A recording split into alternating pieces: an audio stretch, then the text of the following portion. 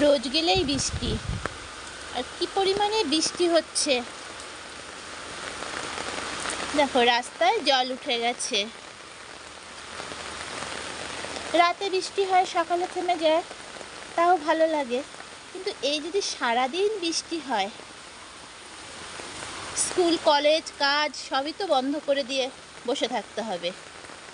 আর এই বৃষ্টিতে যারা ভিজছে, জ্বর। কদিন আগে আমার ছেলের জ্বর হলো, 104-এর উপরে জ্বর। আর কদিনই বা স্কুল কামাই করবে, এই বৃষ্টিতে যেতে হচ্ছে, আর তাতেই জ্বর হয়ে যাচ্ছে। এই যে কদিন আগে এই যে ড্রাগন গাছটা লাগিয়েছিলাম, বড় হয়ে গেছে ড্রাগন গাছটা, এখনো ফুল আসেনি।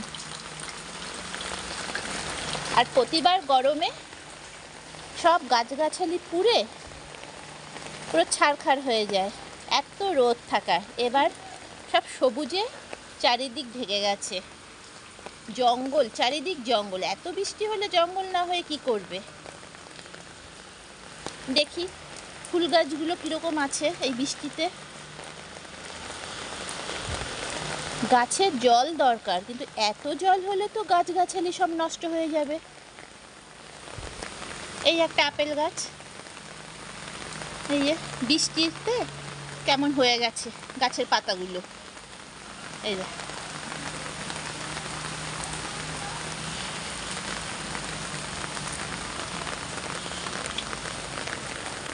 কদিন আগে চন্দ্রমল্লিকা যে গাছগুলো লাগিয়েছিলাম, সেই গাছগুলো আমি একটা ভিডিও পোস্ট করেছিলাম। এই যে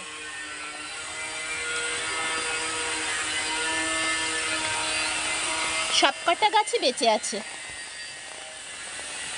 এখনো পর্যন্ত একটা গাছও নষ্ট হয়নি। এখানেও আমার একটা ছোট্ট বাগান, এই যে বোগনভিলিয়া গাছগুলো। এই গাছটা দেখো বন্ধু,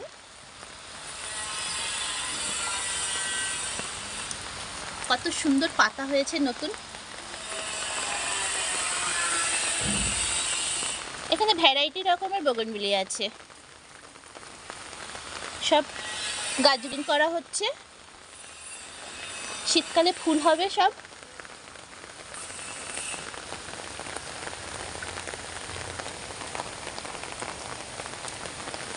পেয়ারা গাছটা জঙ্গলের মধ্যে টবেই আছে।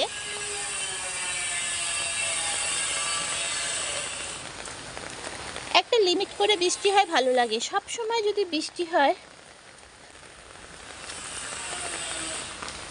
এই গাছটাতে পিঁপড়েও ধরেছে, আপেল গাছ, আপেল গাছটাতে পিঁপড়েও ধরেছে।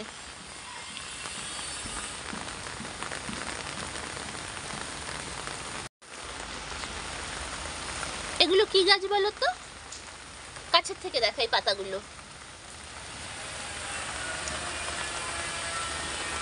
এগুলো কিন্তু পান গাছ বলে ভুল করবে না, এগুলো হচ্ছে পিপুল গাছ।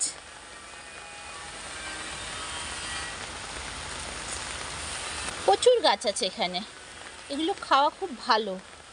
জ্বর সর্দি কাশিতে মুখে রুচি চলে যায়, এগুলো দিয়ে ঝোল খেলে, মাছ দিয়ে বা কাঁচকলা দিয়ে ঝোল খেলে মুখের স্বাদ হয়, খেতেও ভালো লাগে।